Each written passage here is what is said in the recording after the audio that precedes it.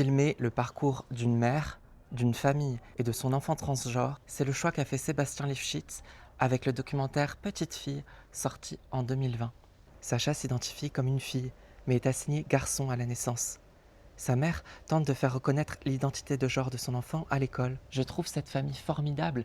Ils se battent pour leur enfant qui souffre d'un monde binaire, qui a une idée très rigide de l'ordre des choses. En ça, c'est un film qui est essentiel et courageux. Mais j'ai une question qui me taraude, c'est est-ce que les personnes transgenres se retrouvent dans ce film qui certes touche à la corde sensible, mais se place majoritairement quand même du point de vue de la mère?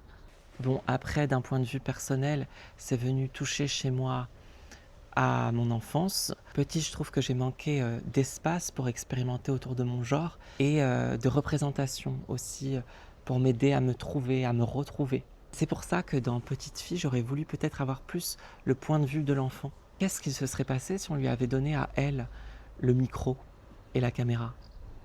Et est-ce que ça serait pas incroyable un jour d'avoir un film réalisé par un ou une enfant? Bon après, si ça se trouve, ça a déjà été fait, puis je suis pas je suis pas au courant, pardon. C'est peut-être ça qui m'a perturbé, c'est de voir une enfant qui est accompagnée par sa famille, par un système, mais qui reste malgré tout ça, seule dans son expérience intime.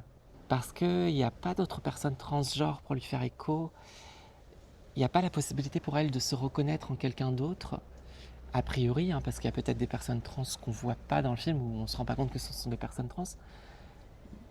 Mais voilà, j'ai ressenti une profonde solitude. Est-ce que de ton côté tu as vu Petite fille? En tout cas, je te recommande le film Les Invisibles par le même réalisateur qui est excellent.